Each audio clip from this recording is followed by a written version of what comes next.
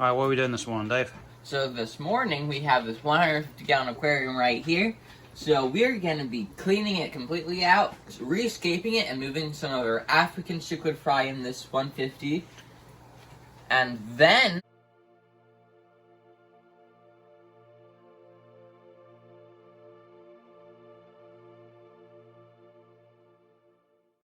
That way. this way. Now if the camera will stay on me, and we go this way. This over here is a 90-gallon aquarium. Yes.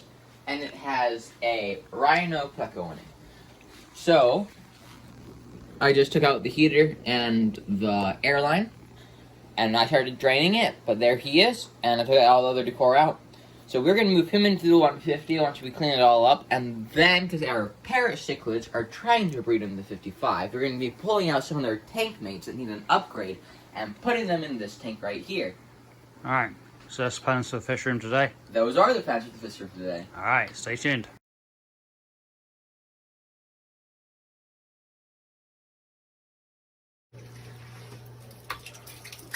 So here we are, we're catching David. He is taking the sand substrate mixture out of the one. Sand. Sand? Quote unquote sand. Well, there's lots of things in this sand. It's been in here a while. There was a lot. So the man did a nutrient substrate underneath of the sand.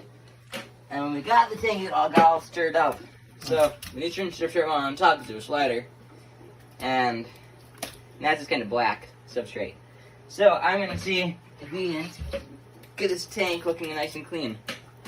That'd be nice. Because the problem we've had since we got it is all of the fertilized substrate's been coming up through the sand, and making the tank just look not that good. So I think by just taking everything out and cleaning the tank really well, and adding only clean things back in, we should be able to get a nice aesthetic. Sounds good. I'm gonna move that airline from your neck in a second, and the chain from your neck. Why don't you give me a second to get the stuff out of the cabinet? So here's the 150-gallon aquarium. As you can see, all the substrate is out, and there's some stuff on the glass, but I'm going to get a little razor blade and I'm going to scrape all of that off, get it nice and clean, and then I'm going to add some gravel into it, and then I'm going to pick up the camera and show you that a little bit. So you can see my reflection in it now. There's still some sand on the other side that I have to get off, but it's really pretty clean now. Once I add some water, the sand will fall right off. And then I got this substrate in there. It's the mix of like black sand that I had just laying around and some river gravel. So it looks kind of nice. I think it's gonna match my hardscape that I wanted to do for the Africans. But I'm gonna start getting some stone together, and then I'm gonna scape it. So I've just added some of the Ceres stone, elephant skin stone, a few others in here. And then I had that plain laying around. And it seems to match the color scheme that I'm going for with the rock. So I have it in here. So this is the first layer. I'm just mapping out where I want to build off of. So I'm going to get some more rock. And I'm just going to build up to about the halfway point in the tank. A lot of area for the fish to hide and swim in and out of. And as they get bigger, I'm going to pull some more of the rock out. This is for mostly for peacocks and Hatbachromis. So they like a lot of swimming space, unlike mbunas. So I'm going to give them a lot of hiding spots right now, because they're really small fry. But once they get bigger, I'm going to take out some of the rock.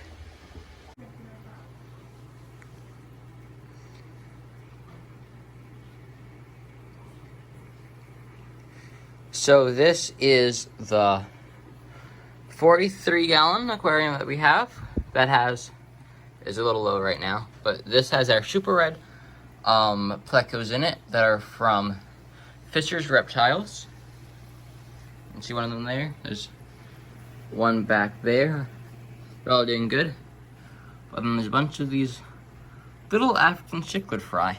So these are what are going to get moved into the 150. I'm going to show you the parents of these guys. So this is our 180-gallon aquarium, and that is the male OB Peacock.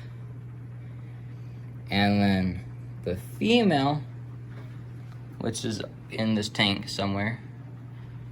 Oh, let me see if I can find her. Oh, there she is. So, her mouth, you can see it's bulging out. She is holding a lot more eggs right now. So, it's one of the cooler species of fish. They hold their eggs in their mouth until they hatch, and then they spit them out. So, she's holding a lot of eggs right now. So, I'm going to move the other fry that I just showed you into the 150, and I'm probably going to move her into the 43, so when she wants to spit her fry, she can. So the 150 gallon is now filling up with water, now that I've added some stone. Once the water's fully filled, I'm going to rearrange the stone a little bit more. But we got about 2 inches of water in there so far, and it's filling up nicely. We'll update you once it's filled. So we're going to add these sponge filters to the tank that is almost full. The other day when we were at Harbour Freight, we picked up these little nylon clamps so they can run the airline tubing above the lights there on the rafters, and they're out the way. So we can run them from our air system up there. We've got the 2 valves for this tank set up. So I want to go ahead and put those in place. Look at the tank. It looks so much bigger in person than it is on camera. There. Now we got airline tubing. So these are the clips that are out, and they just slide over and they work like that to hold it in place. So I'm just using these at the anchor points to hold them on the back edge of the... And so there's one right here. We have connected it.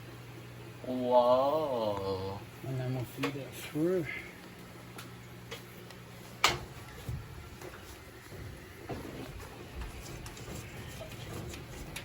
You got it?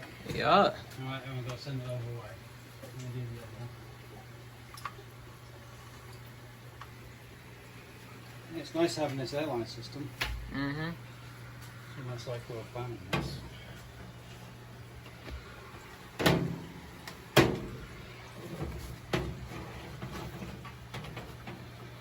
There you go.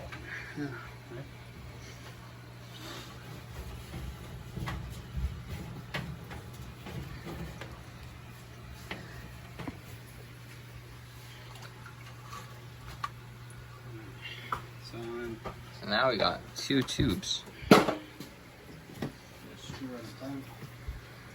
not quite positive if that's gonna make it. I think it might be a little short. I think that might be a little bit.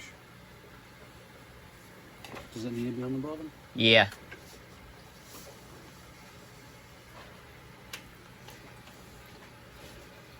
Why are you going over the top of that?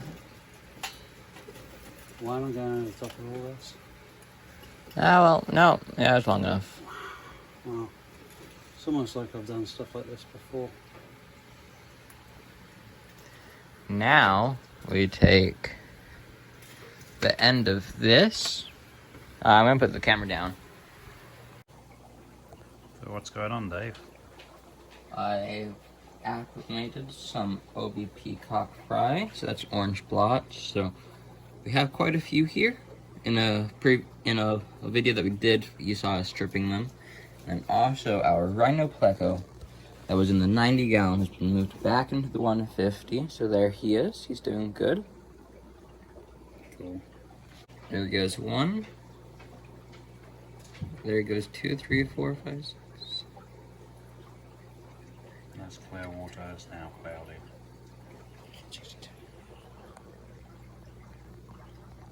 19, 20, 21, 22, 23, 24, 25, 26. Well, we should have plenty of room to grow big in this tank because there's 150 gallons.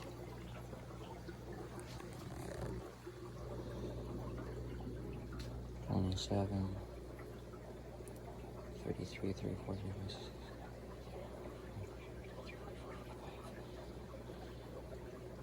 35, 36, 47, 48, 49, 50, 51, 52, 53,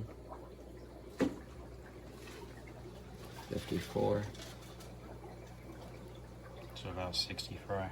Yeah, and there goes all the Bobby Peacock that we have right there.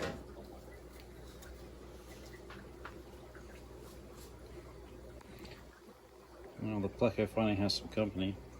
I'll have a hard time chasing those around. Hopefully it won't try to eat anyone. And they've all swum off into this left corner, which is right where the Pleco's at, which is kind of fun. Well, I got a nice rock structure to hide in.